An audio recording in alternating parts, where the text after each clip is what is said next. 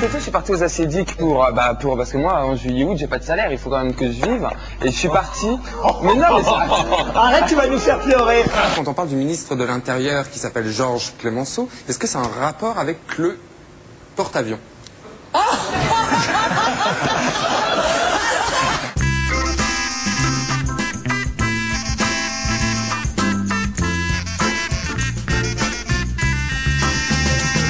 Aller voter au Front National, je trouve ça aussi raisonnable, normal, acceptable.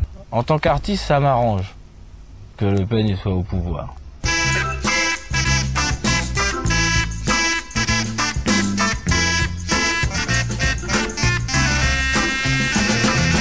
Johnny Hallyday a annoncé sa décision de résider une partie de l'année à Gstaad, station UP de sport d'hiver.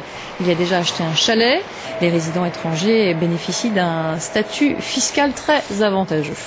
J'en ai rien à foutre. Tout simplement, c'est que voilà.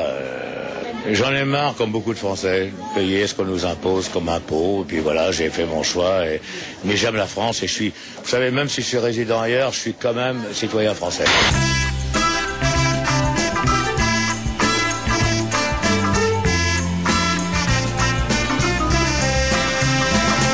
Mais je crois qu'en effet, je préfère un flingue sur le cul, je préfère sur le cul d'un mec que sur une femme. Je les vomis, ces femmes avec un flingue sur le cul. Les femmes sont faites pour nous soigner, les femmes sont faites pour nous protéger et pour nous embrasser, pas pour nous tirer dessus avec un flingue.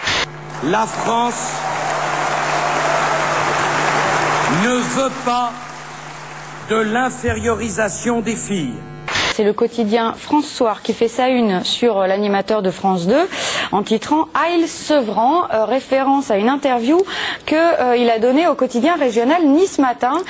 Et donc dans l'interview, il l'interroge, il dit voilà dans le privilège des Jonquilles, vous affirmez que la bite des Noirs est responsable de la famine en Afrique.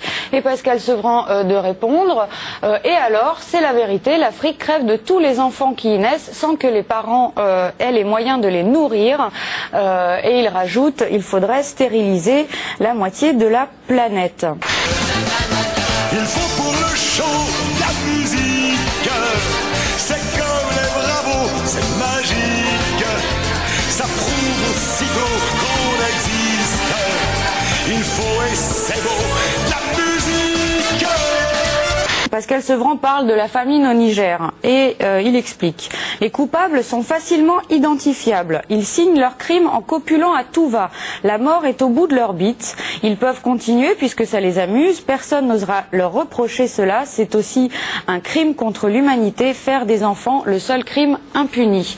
Et c'est pas tout. Dans le même genre, vous avez sur les sans-papiers, Pascal Sevran dénonce et condamne l'écœurante démagogie, donc je cite, des pères fous qui se servent de leurs enfants comme des boucliers, et je cite toujours, l'inimaginable légèreté des Africains dont on ne peut rien dire sans risquer la prison à vie pour incitation à la haine raciale.